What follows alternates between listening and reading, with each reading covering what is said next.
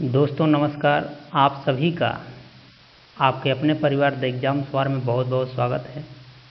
दोस्तों जैसा कि हम लोगों ने एक सीरीज स्टार्ट कर दी है पेपर एनालिसिस की, और वो भी टेट में आए हुए जो क्वेश्चन हैं उनका मैथमेटिक्स की सीरीज का शुभारंभ हो चुका है।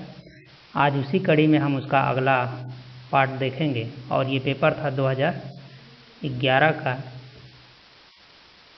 टेट परीक्षा से। तो आइए बढ़ते हैं कुछ और प्रश्नों को, जितने हम लोगों ने पिछले में देखा था उससे कुछ आगे बढ़ते हैं और समझने का भी प्रयास करते हैं। तो ये क्वेश्चन रहा आपके सामने, क्वेश्चन नंबर 16। ये क्वेश्चन देखिए, बड़े सावधानी पूर्वक देखिए। ये सवाल बहुत ही इजी है, लेकिन फिर भी हम लोग इसमें थोड़ा सा समय तो बचा ही सकते हैं, क्योंकि आपको एक दृष्टिकोण डेवलप करना है ऑप्शनों को भी सेलेक्ट करने का कि कौन सा ऑप्शन होगा। देख लीजिए ज़रा, ये ऑप्शन में जो गैपिंग है वो काफ़ी दूर दूर है।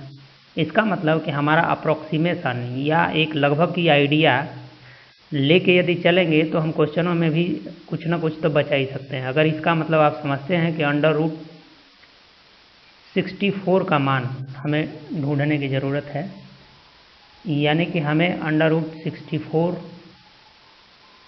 निकालना है। इसका जो मान होता है दोस्तों वो 8 होता है। अब आप यहीं पे अपने को स्मार्ट बनाना है। अब देखिए 8 में से ये माइनस का चिन्ह लगा है तो कुछ ना कुछ तो घटेगा ही। अब जो भी आंसर आएगा वो 8 से कम ही आएगा, और 8 से कम आने वाला जो ऑप्शन है वो बस एक ही में दिख रहा है हमें, 4। तो हम आगे मशक्क़त करने की हमें कोई ज़रूरत नहीं है। तो इस तरह से इसका हम लोग आंसर सही सही लगा सकते हैं। लेकिन यदि आपको मान लीजिए करना ही पड़े तो कैसे करिएगा, ये 8 हो जाएगा और 8 में से यहाँ देखिए आपको घटाना पड़ेगा। तो ये 4 का क्यूब होता है 64, इसलिए इसका क्यूब रूट हो जाएगा 4। तो जब 8 में से 4 जाएगा तो 4, तो ऑप्शन इस तरीके से भी सिलेक्ट हो ही जाएगा। लेकिन हमें थोड़ा स्मार्ट बनने की ज़रूरत है। आइए अगले क्वेश्चन में बढ़ते हैं। अब देखिए ये अगला क्वेश्चन दिया हुआ है कि -0.008 का घनमूल, यानी इसका हमें तीसरा मूल ज्ञात करना है। घनमूल का मतलब होता है तीसरा मूल ज्ञात करना। तो एक तो तरीका है कि आप इसका फैक्टर करिए और 3 का जोड़ा बना के एक को बाहर निकालिए, या आप ये समझते हैं कि हम वह संख्या इसमें जो ढूंढे ऑप्शन में कि जो भी आंसर आया है वो इसका घनमूल ही है। इसका मतलब कि उसका आपस में हम 3 बार मल्टीप्लाई करेंगे तो इतना आना चाहिए। और देखिए इसका करेंगे तो ये तो 8 हो जाएगा, जबकि दशमलव में आना है। अगर आप इन ऑप्शनों के पास जाते हैं तो हर बार ये 2-2 अंक दशमलव कटेगा, तो ऐसे ही ये सब 6 अंक लेके चले जाएंगे, तो ये नहीं होने हैं। और ये तो 3-3 दशमलव अंक कटेगा, तो ये भी नहीं होगा, और यही होगा। क्योंकि आप देखिए 0.2 इंटू 0.2 इंटू आप लिख सकते हैं 0.2। तो अब 2 का 2 से मल्टीप्लाई 3 बार करिए तो ये क्या हो जाएगा, 8 हो ही जाएगा। इन सबके आगे माइनस भी है, तो 3 माइनस होने के कारण माइनस तो आएगा ही। लेकिन ये 3 अंक दशमलव कटेगा, इसलिए 3 अंक दशमलव कटना चाहिए, तो दशमलव कहाँ आ जाएगा यहाँ। सवाल आसान है, बहुत आसान सवाल अभी इस पेपर में हमने को देखने को मिल रहे हैं। फिर देखते हैं आगे क्या होता है। ये देखिए क्वेश्चन नंबर 18 कह रहा है कि 496 तथा 318 के योग का निकटतम सैकड़ा में मान है। यानी ये पूछना चाहता है कि जब आप इनको जोड़ोगे तो सैकड़ा में निकटतम स्थान तक बताना है। तो दोस्तों जब निकटतम तक बताना है तो ये 496 को आप 500 अप्रोक्स मान सकते हो, निकटतम तो इसका यही होगा। और 318 को 300 मान सकते हैं। तो इनको जोड़ दोगे तो अप्रोक्स कितना आना चाहिए, सैकड़े में लेना है। ठीक है, तो ये सैकड़े में ही बताना है, 800 होगा। ठीक है, एग्जैक्ट नहीं बताना है, सैकड़े में बताना है, इसलिए ये इसके अप्रोक्स हो जाएगा, तो ये सही हो जाएगा। अब आगे बढ़िए, यहाँ पे कहा हुआ है, बहुत ही सामान्य सा सवाल है कि 4 माइनस 1/7। अब देखिए दोस्तों, ये तो बात तय है कि जो भी अब मान आएगा वो 4 से छोटा आएगा, लेकिन 3 से बड़ा आएगा। 4 से छोटा आएगा लेकिन 3 से क्या आएगा, बड़ा, क्योंकि ये 1/7 ना अभी 1 से बहुत छोटा है, इसलिए 4 में से कुछ घटेगा। अगर 1 घटता तो 3 आता, लेकिन अभी 1 से कम घट रहा है, यानी कि 3 प्लस आएगा, यानी 3 से कुछ ज़्यादा ही आएगा। अगर आप इस मान को देखते हैं तो ये तो 1 से भी छोटा है, ये मान देखते हैं तो ये तो 3 से बड़ा है, तो ये भी नहीं होगा, और ये भी 1 से बहुत ही छोटा है, इसलिए ये भी नहीं होगा। तो इसका सही होना इसकी मजबूरी है, ठीक है। या आप दूसरे तरीके से करते तो आप इसको ऐसे ही कर लेते कि ये दिया हुआ है कि 4 माइनस 1/7, इस बात को आप ऐसे भी लिख सकते हो, इस तरीके से 3 + 1 - 1/7। तो बस आप इसी को सॉल्व कर लीजिए। इसको सॉल्व करेंगे तो आपको मिल जाएगा कितना, 6/7, और ये अब 3 में ऐड हो जाएगा, तो ये अपना हो जाएगा 3 सही 6/7। हल करना भी आसान है, बहुत आसान से क्वेश्चन है, तो इसका आंसर ये सही हो गया। अब देखिए 20 नंबर क्वेश्चन, ये भी एक जोड़ का ही सवाल है। तो ये तो बेहद ही आसान सा सवाल है। इसको अगर आप इस तरीके से देखते हैं कि ये कुछ 2 + 1/4 लिख सकते हैं इसको पूरे को, और ये तो पहले से ही 3 अपन क्या है 4 है, और आपको बहुत आसानी से जोड़ने में ये मज़ा ही आता है, बेस समान है तो ऊपर वाला जुड़ जाता है। तो अगर केवल इसके लिए हम बात करते हैं तो ये जुड़ के क्या हो जाएगा, ये हो जाएगा 4/4, और इसकी वैल्यू हो जाएगी 1, और 3 में ये 1 जुड़ जाएगा, तो 2 में 1 जुड़ जाएगा तो क्या आ जाएगा 3। ये वाला ऑप्शन सही हो जाएगा। बहुत आसान क्वेश्चन अभी हमको देखने को मिल रहे हैं। अब देखिए ये वाला क्वेश्चन आपके सामने है कि इस संक्रिया को, इस ऑपरेशन को आपको कंप्लीट करके बताना है। तो दोस्तों इसके लिए एक रूल होता है, अगर आप सिंपली करिएगा तो नहीं होगा, ये होता है बोडमास करके, ठीक है। जब हम लोग पढ़ेंगे तो पढ़ेंगे ही बोडमास करके। इसका मतलब होता है कि पहले आप ब्रैकेट को हल करते हैं, फिर ऑफ का हल करते हैं, डिवीजन, मल्टीप्लिकेशन, एडिशन, और तब सब्ट्रैक्शन। तो पहले हम ब्रैकेट को हल करेंगे, क्योंकि ये नियम कहता है पहले आप ब्रैकेट को हल करिए। तो पहले ब्रैकेट में क्या है, 9 + 7 है, तो इसका मान हो जाएगा 16।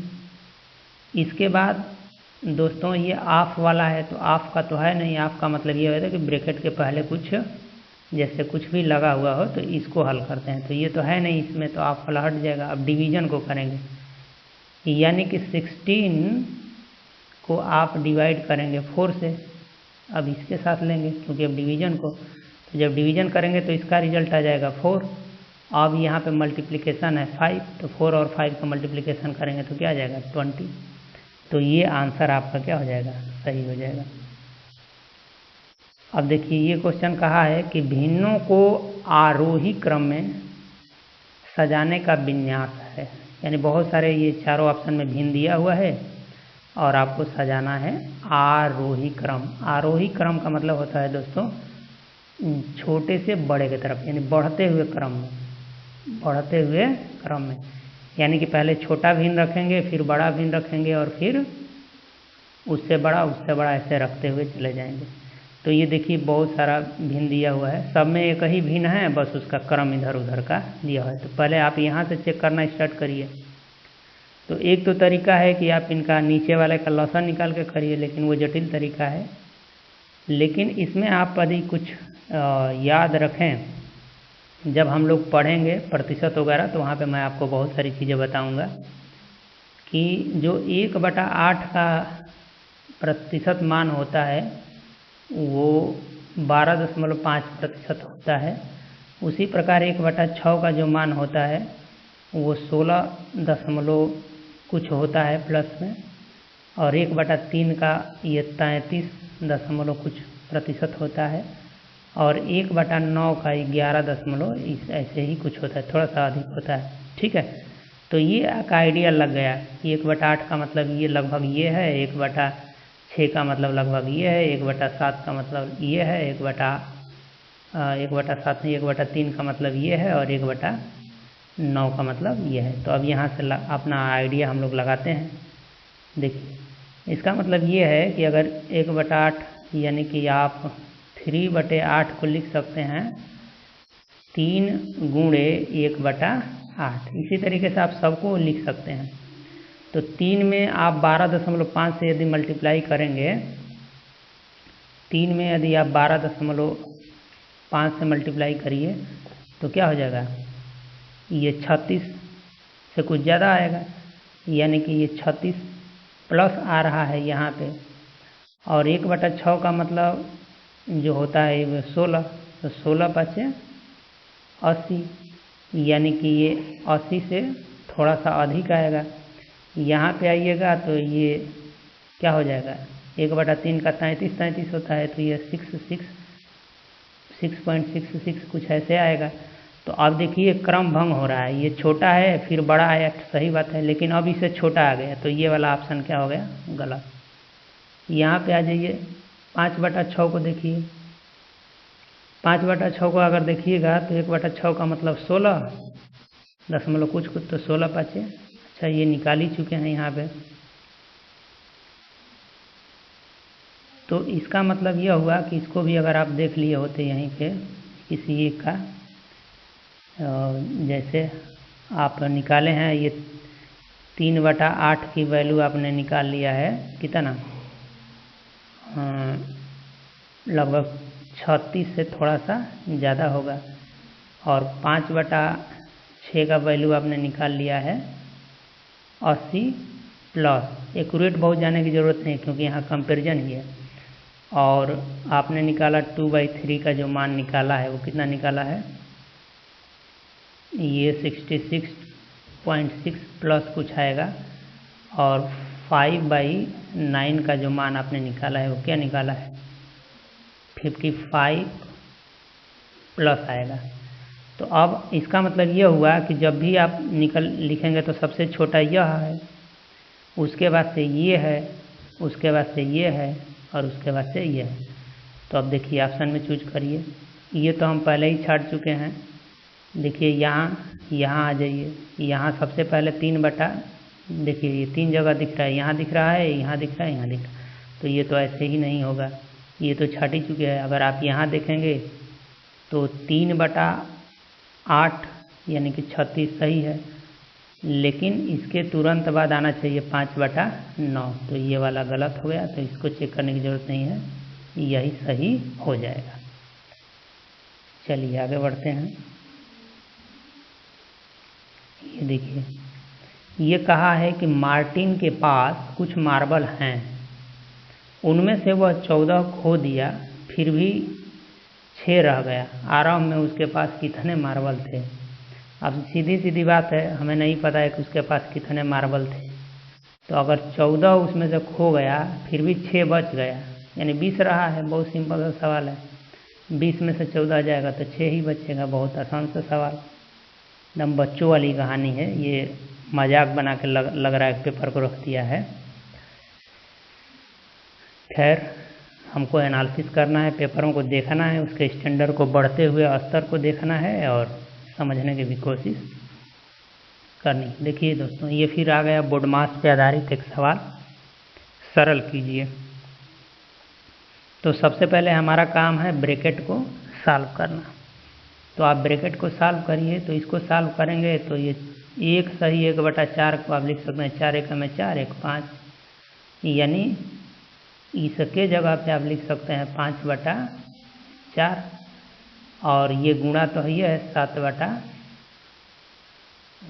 तो देखिए ये कट जाएगा 2 बार में, यानी कि ये पूरे ब्रैकेट का जो रिजल्ट आ रहा है ये ऊपर 7 और नीचे 8, यानी यहाँ पे आ रहा है 7/8।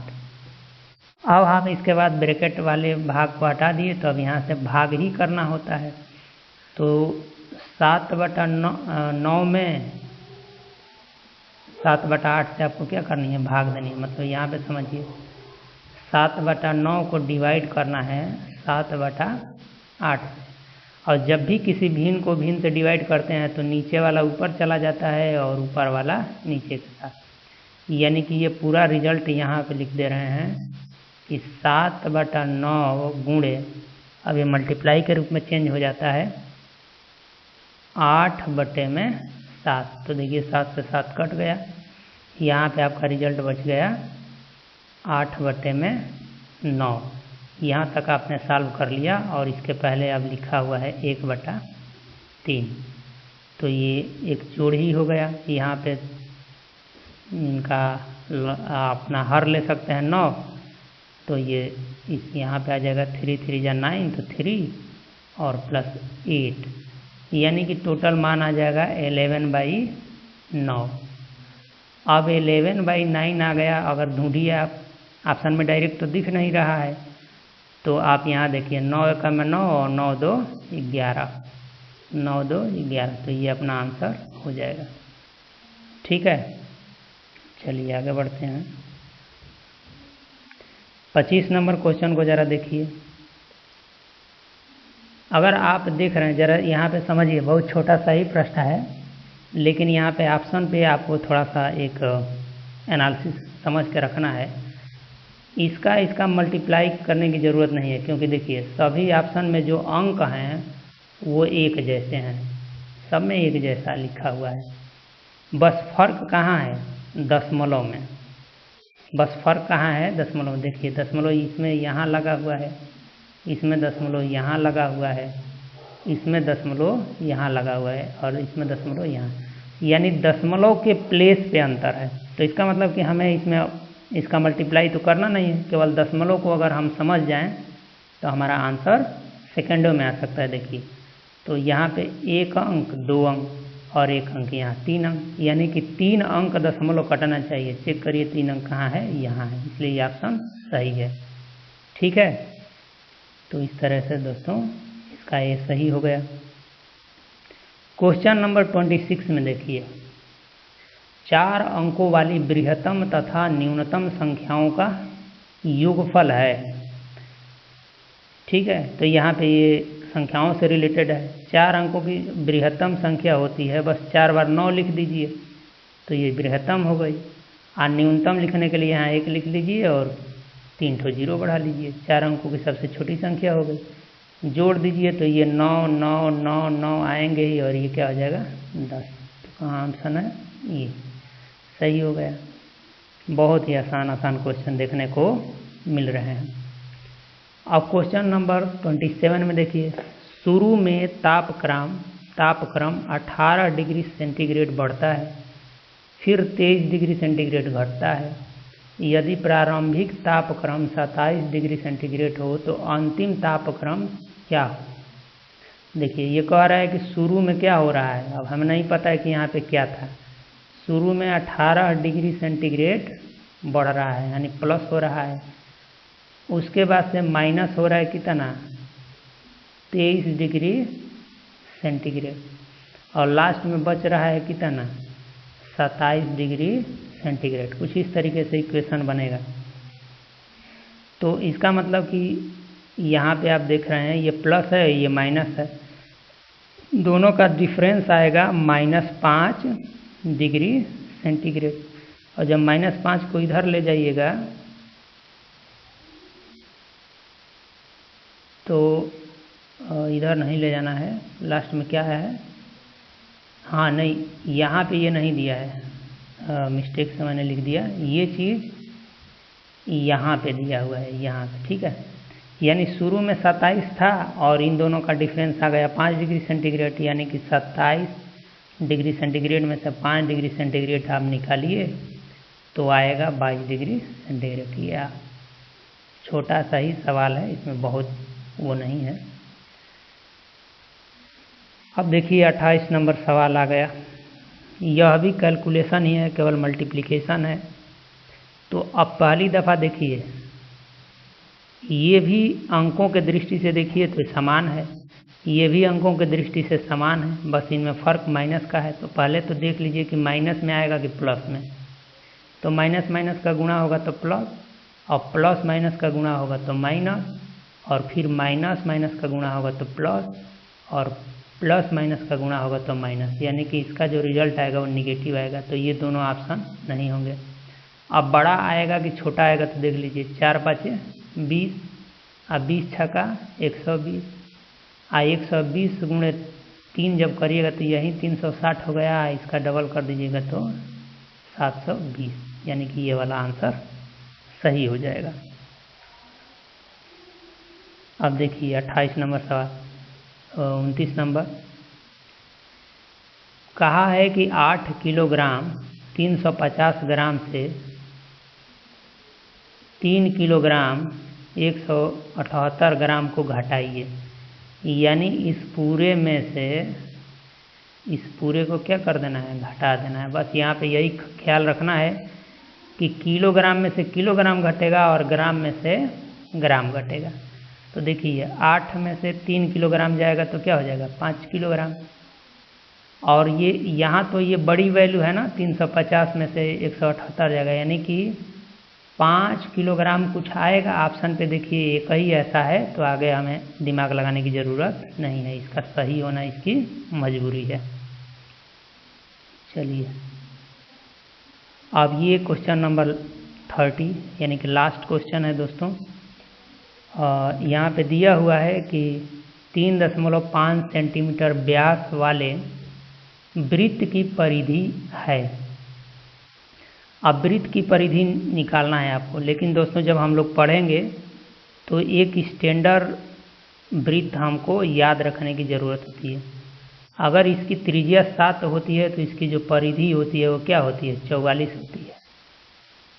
इसका मतलब कि अगर इसका ये स्टैंडर्ड है, इसको याद रखने की हमें ज़रूरत है, जो कि हमारे समय को काफ़ी ही बचाता है। मतलब इसका जो व्यास है वो 14 हो गया, त्रिज्या 7 है और ये 7 तो 14 हो गया। यानी कि यहाँ से आप कंपैरिजन कर पाएंगे कि जब व्यास 14 था तो परिधि कितनी आ रही थी, 44 आ रही थी। अब ये व्यास कितना हो गया, 3.5, यानी कि इसमें आपने 4 से भाग दिया तो आपको मिला 3.5। तो जब इधर 4 से भाग दिए हैं तो इधर भी 4 से भाग दे दीजिए, तो इधर क्या मिल जाएगा, 11। यानी कि जब क्या कहेंगे, जब व्यास 3.5 हो जाएगा उस समय जो वृत्त की परिधि होगी वो क्या हो जाएगी, 11। तो अगर ये स्टैंडर्ड वाला सर्कल आपको याद है तो ये सेकंडों का गेम है, इसलिए इसका ये वाला सही है। नहीं तो आप ये वाला फार्मूला लगा के भी कर सकते हैं, 2πr, इसमें मान रख सकते हैं 2 × पाई का मान होता है 22/7, और यहाँ पे r तो पता नहीं है, व्यास दिया हुआ है, तो ये 3.5/2 लिख सकते हैं, क्योंकि त्रिज्या जो होती है वो व्यास का आधा होती है। ये इससे कट जाएगा और ये हो जाएगा 7.35.5, और 0.5 का 22 में मल्टीप्लाई करेंगे तो 11। सवाल आसान है, चाहे जैसे भी करना चाहें आप कर सकते हैं। तो दोस्तों इसका ये वाला ऑप्शन सही है। दोस्तों इस सेशन को यहीं पे विराम देते हैं, फिर मिलेंगे अगले किसी पेपर के साथ एनालिसिस करते हुए। और एनालिसिस जैसे जैसे अपना आगे बढ़ता चला जाएगा आपको एक कठिनाई का स्तर भी पता चलता जाएगा, और ऑप्शन और क्वेश्चन को देखने का नज़रिया भी डेवलप होगा, बेहतरीन नज़रिया डेवलप होगा। उसके बाद इस एनालिसिस के बाद हम लोग शुरुआत करेंगे मैथमेटिक्स को एकदम शुरू से, ताकि आपके पास कंसेप्ट भी हो कि कैसा भी सवाल आए आप कर पाएँ। तो इन्हीं सब बातों के साथ मैं आपसे विदा लूँगा। आखिर में ये कहूँगा कि चैनल को सब्सक्राइब करिए, वीडियो को लाइक एवं शेयर करिए, और जितना हो सके उतना शेयर करिए, और अपना जो बहुमूल्य सहयोग है बनाए रखिए। धन्यवाद।